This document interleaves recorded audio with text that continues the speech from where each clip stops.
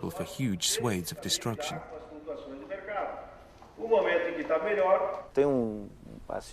There is an old saying in Brazil: you cannot make an omelette if you don't break the eggs. It's not possible to develop a country, to generate jobs and income, if you don't use its natural resources. The problem with environmentalists is they are not even allowing what the law says can be done. They want to shut everything off, freeze everything, and this is just not possible.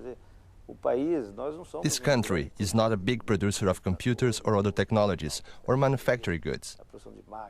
But we do have a lot of land, and we need to use this territory. It should be used to benefit the Brazilian people.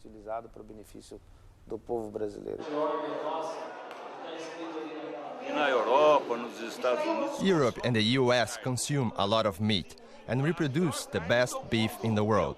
It's environmental friendly, a natural animal with no chemicals, no growth hormones. In short, we are doing our bit, producing ecologically sound products. Our meat is a fine, natural product. Everyone needs this animal protein, and we are providing it with perfection.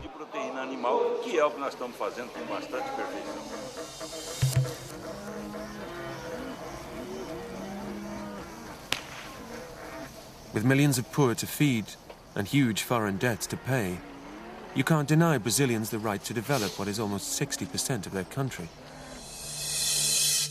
But in the 1980s, one of the key arguments against farming in the Amazon was that the soils on the forest floor aren't very fertile and are quickly exhausted.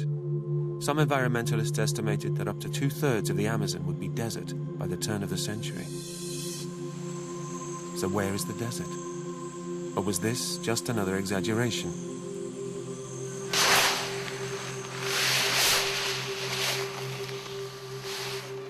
Pio Stefanello's farm was cleared many decades ago. And so here, if anywhere, should be a wasteland. Where we are now in the Amazon, the soil is very good, to be sure. It's better than Europe's. Europe can produce 1 crop a year, and here, over the last 8 years, we had 16 crops. This is fantastic. Even so, the environmentalists were right. If you remove the trees, you take away the soil's natural fertility. What they didn't reckon on was fertilizers. Ever-increasing amounts of chemicals are being sprayed over the Amazon, ensuring year-on-year productivity. This land has other advantages. It's flat and easy to farm. Most importantly, there is high rainfall and year-round sunshine.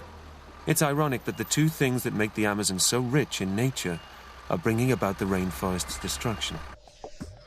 Anything can be grown here, but the crop of the moment is soya. It's exported to Europe and China to feed pigs and chickens. Demand has soared over recent years as the world eats more meat, and the profits to be made in the Amazon are attracting some of the biggest multinationals, like Cargill, the American food giant. Though its operations are relatively small scale, Greenpeace believes it is encouraging more forest to be cut down for soya farming.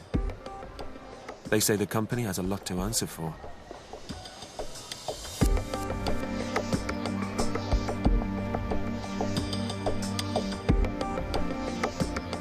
Last year, Greenpeace activists invaded a Cargill plant on the Amazon River.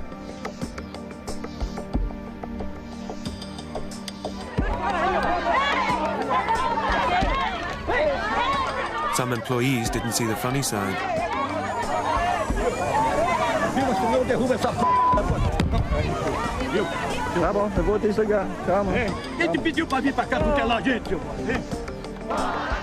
Many locals supported the protest. Development is dividing the people of the Amazon.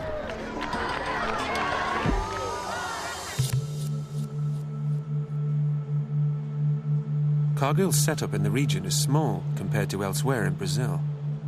But a new development could change this and draw in more big businesses. Many fear this will increase deforestation even further. This is the BR-163, a road that is becoming a major front in the battle for the Amazon.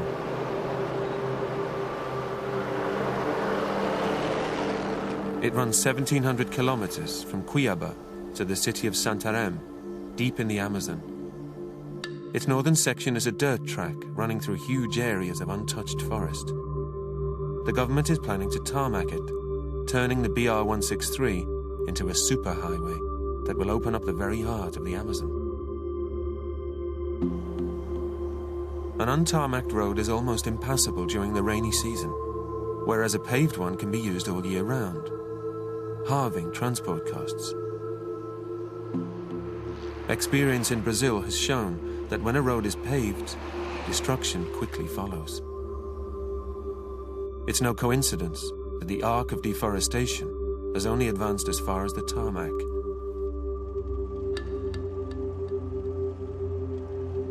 Megaron is an Indian who lives on the front line of deforestation. He's seen much of his ancestral lands destroyed.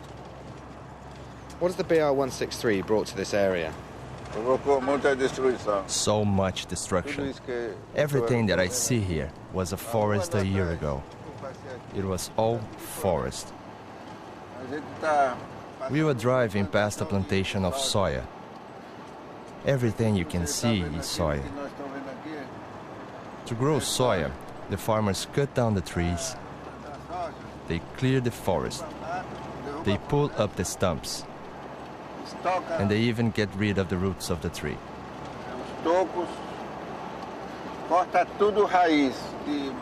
The forest won't grow here anymore.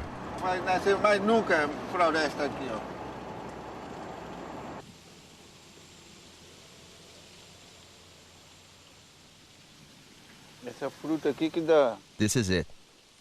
This is a soya bean. This is the cause of deforestation of large areas. It's a bean.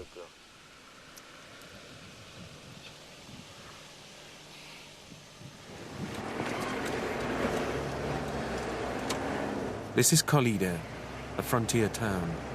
Migrants are flocking here to cash in on the agricultural boom in the Amazon. What do you think about people who are destroying the rainforest? They are blinded by money. This is all they see. All they want is to earn, earn, earn. The more money they get, the more they destroy.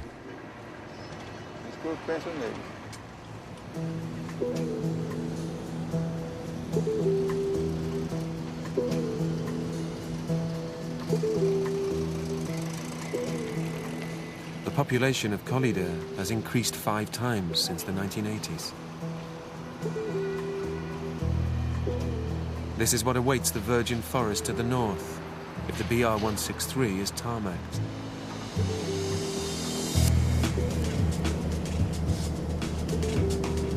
Environmentalists are trying to stop the destruction by getting the government to protect areas.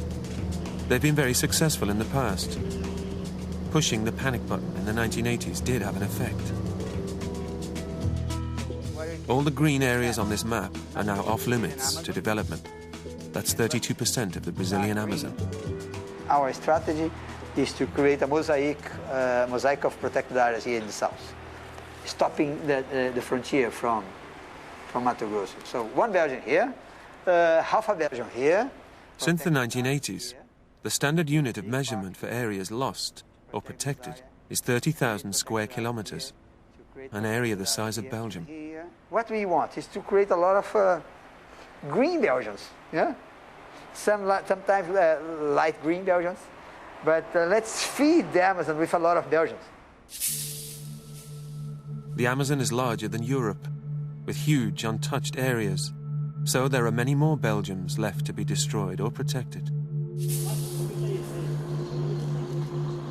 Though much criticized by environmentalists and farmers alike, the government can act swiftly. During the making of this film, a new protected area larger than Belgium was declared, almost overnight. But not everyone is on side. The journey north along the road is blocked by protesters. These are small farmers, frontiersmen, who are worried for their future. Like many in the Amazon, they cleared the forest unofficially. and they're afraid that they could be forced off their farms at any time.